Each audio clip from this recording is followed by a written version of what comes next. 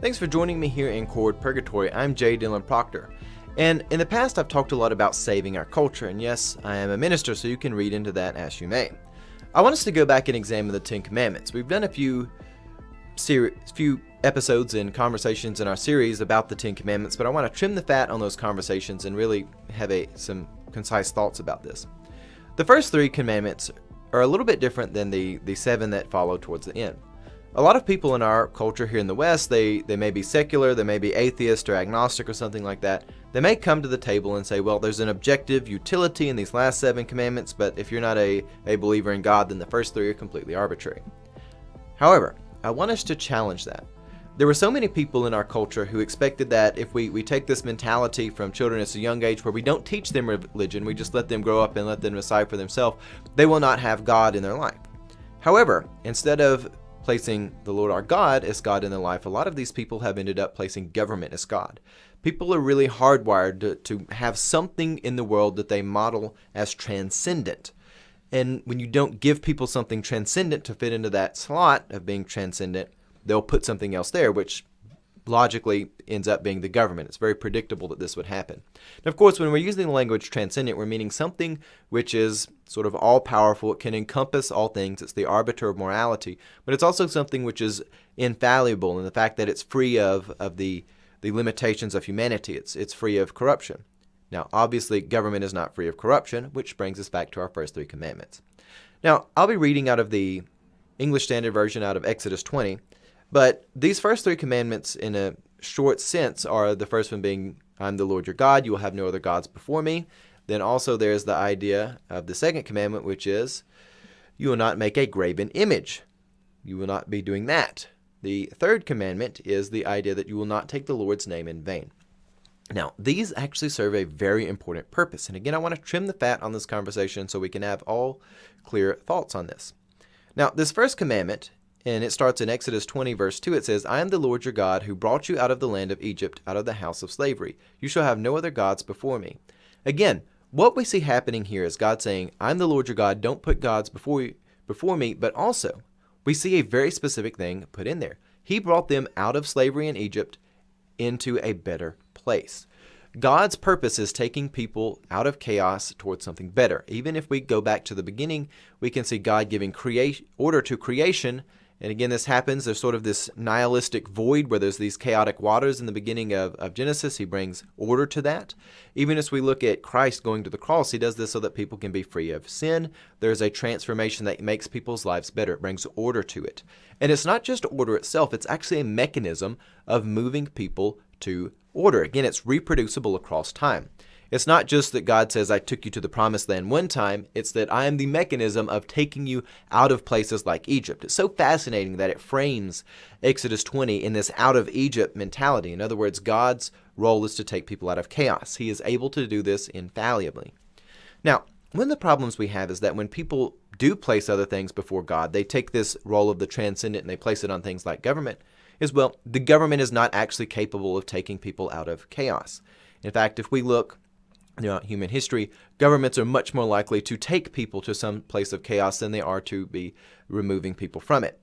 We here in the West, we've been blessed, and we're quite an anomaly in the course of human history that we've been able to live in this level of luxury and peace in the way that we have as individuals. But again, this is something which is unique, and even in our own culture, we can see that corruption comes into government in many ways, in many forms. Government is not free of corruption, therefore we should not make it God. We should not take things which are not free of corruption and make them out to be God. Anthony? Well, I mean, even just like from a pure logical standpoint, if you take out the connotations of the words, you do not want to attribute more to something than what it is. You know, that's just inaccurate on your part, first of all, definitionally. And then secondly, you know, if you ever try to use whatever it is, let's say you attribute a truck to be more powerful than what it really is, without, you know, making it divine, and then you try and go and use that truck for what you suspect its power to be, obviously that's going to fail, and that's probably not going to make you behave very well, I guess, to put that lightly, you know, but you're not going to react to that well.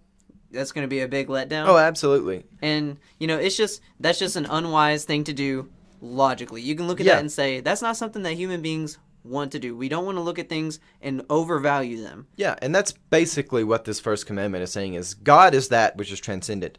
Do not overvalue things which are not transcendent and make them out to be. Do not put too much power in government or even celebrities. Again, a lot of times we see people being upset at celebrities because they didn't turn out to be the moral people we expected them to be.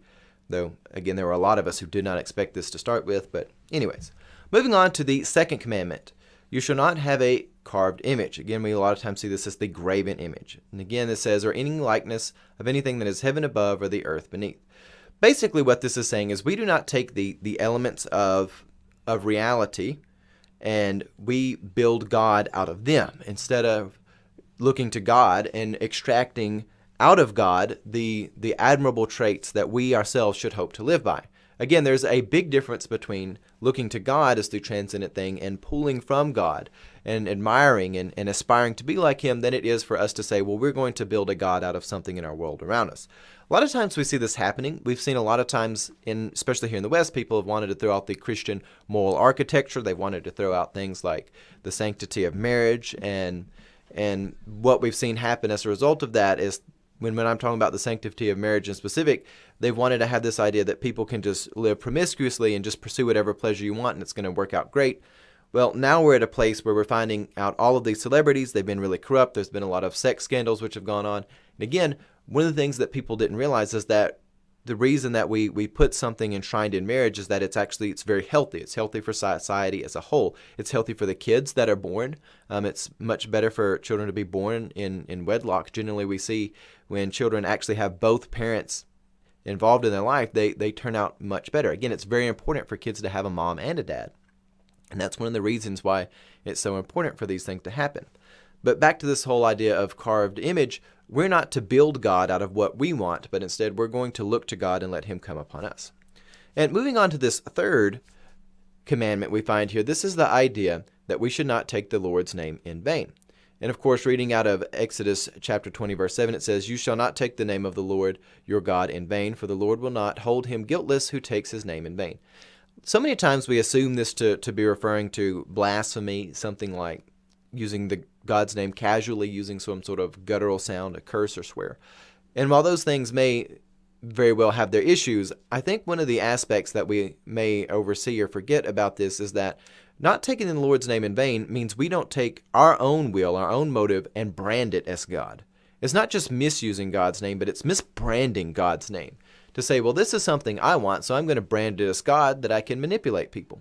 Take, for instance, when politicians will say something like the New York governor said a few days ago when he said, when I get to the pearly gates, they're going to ask me if I did enough to be progressive. This is taking the Lord's name in vain. It's taking our motive and attributing that to the will of God. Also, we even see this happen within the church. People may come around and say, televangelists were stereotypes as this saying, if you love God, send us money. You may find even in a local setting, people say, well, if you really love God, you've got to give to this cause.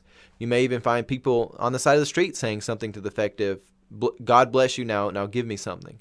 They invoke the name of God so that they can sell their own motive, their own will, their own desire. We're not to do this. It is setting ourselves up for failure. Well, wrapping all this together, all three of these commandments, these early commandments, they really serve a very practical function in our world, and of course they're very important for our relationship with God. God has called us to a holiness which is greater than many of the afflictions found in our world. They are taking us back to a purer state of being where we can be made clean and we can be made whole. And again, the holiness of God is not just being 100% without flaw, but it's being able to live and function as God has called us to. These commandments, which have been given down to us, they are so important. It's so important that we hold them dear to our lives. And we're going to end it there. If you've enjoyed this program, please subscribe to our channel. You can find us on YouTube at Kingdom of the Logos. And I know that's a bit of a weird word there at the end, Logos, Greek for word. And you can find us on Facebook at Kingdom of the Logos as well. You can find me on Twitter at J. Dillon Proctor.